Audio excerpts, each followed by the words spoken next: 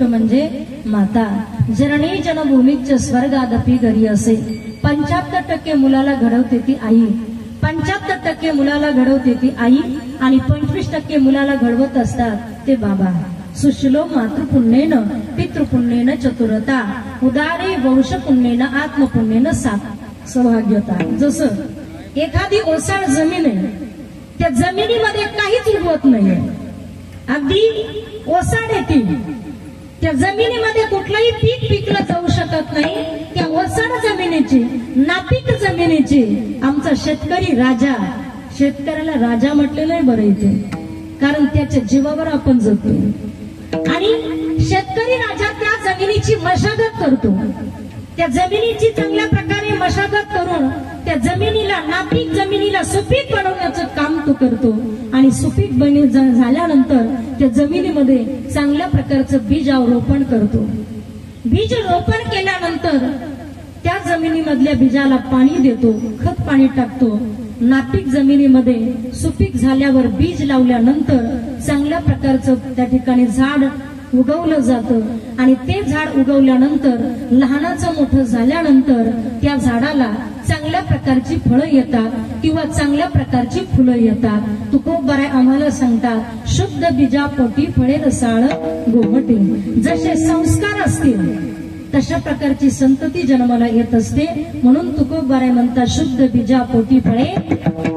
महिला मंडळ 75% मुलगा घडवायचं काम आई करत असते. याचं कारण आहे, मला सांगा, स्वयंपाक हाताने केला जातो की तोंडाने केला जातो? तुमच्याकडे कशाने करतात? कशाने? हाताने? तोंडाने? हाताने. हा, आमच्याकडे तोंडाने सुद्धा करतात.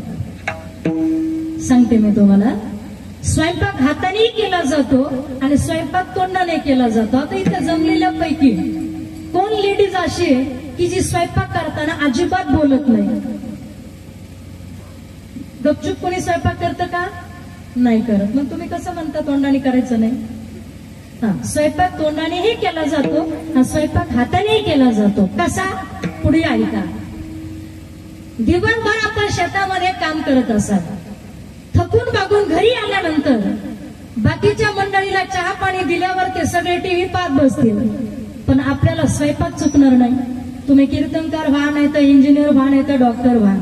चूल आणि मूल आपल्याला, आणि मग आपण म्हणतो माझ्या ते पाठवर पुजलेलं आहे. स्वयंपाक चुकणार नाही. दिवसभर झालेला कामाचा व्याप कधी कधी आपण स्वयंपाकावर काढतो.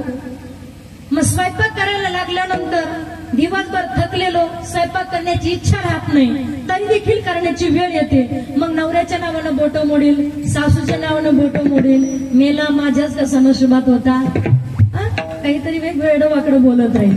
आणि तेवढ्यात नवऱ्यानं चहा मागावा आणि हिचा अवतार पाहिल्यानंतर ते चहाच विसरून जातं मागेच. हे बघा, स्वयंपाक करण्याचं काम आपण करतो, शिजवण्याचं काम आपण करतो. तुम्ही एकटीने शिजवलेलं अन्न हे तुमच्या परिवारातल्या 5 किंवा 10 माणसांना ते खायचंय. पुन्हा परत लक्षात ठेवा, तुम्ही एकटीने शिजवलेलं अन्न हे तुमच्या परिवारातल्या 5 किंवा 10 माणसांना ते खायचंय. मी मुंबईला एकदा कीर्तनाला गेले, एक लेडीज स्वयंपाक करत होती. दृष्टांत नाहीये, मी पाहिलेली घटना आहे. स्वयंपाक करताना ती हिंदी गाणी लावून स्वयंपाक करायची. मी विचारलं का बरं हे लावलं? ते म्हणे जरा स्वयंपाक करायला मूड येतो. आणि संगीत ही कला ठीक आहे, तुमच्या मनोरंजनासाठी, तुमचं माइंड फ्रेश होण्यासाठी तुम्ही जरी ऐकत असाल, पण मला वाटतं त्या ऐकण्याला काही मर्यादा किंवा ऐकण्याला कुठली वेळ. स्वयंपाक करत असताना अलीकडच्या काळामध्ये असं कुणीच विचार नाही का, कुणी अनपढ राहिलेलं नाहीये किंवा कुणीच गरीब राहिलेलं नाहीये. प्रत्येक घरातल्या एका तरी महिलेकडे मोबाईल आहे, स्क्रीन टच. नसेल स्क्रीन टच तर जिओनं फार मोठी कृपा केलेली आपल्यावर. हा छोटा तरी जिओचा आहे, त्याच्यातही सगळं मिळतं. सोशल मीडिया, युट्यूब वगैरे सगळं दिसतं. आणि मग आपण त्याच्यातही कीर्तन ऐकू शकतो, हरिपाठ ऐकू शकतो, जप ऐकू शकतो. माझी सर्व महिला माता भगिनींना हात जोडून आणि पाया पडून विनंती आहे, आजपासून स्वयंपाक जर करायचा असेल तर स्वयंपाक करताना मुखवात नाही का, गपचूप स्वयंपाक करायचा नाही, बडबड करूनही स्वयंपाक, वेडवाकडं बोलून स्वयंपाक करायचा नाही. स्वयंपाक